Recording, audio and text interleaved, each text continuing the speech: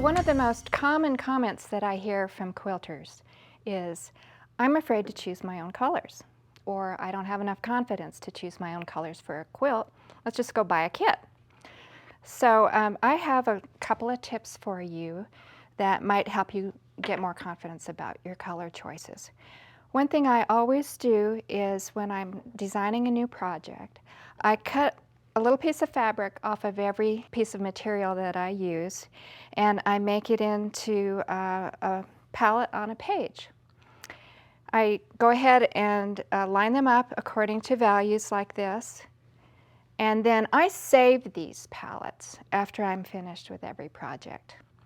And the reason for that is I can come back to it later and get re-inspired all over again, for one thing, but also it tends to help me to develop my color sense. So I would encourage you to do the same thing. You could even hole punch them and put them into a notebook. And occasionally I'll find one of the palettes, for instance this one, which is a lot of darks and a lot of blues, and I take a fresh look at it maybe a year from now and decide that, hey, this would make a great quilt. So once again, be sure you save your color palettes and put extra thought into them as you're putting them together.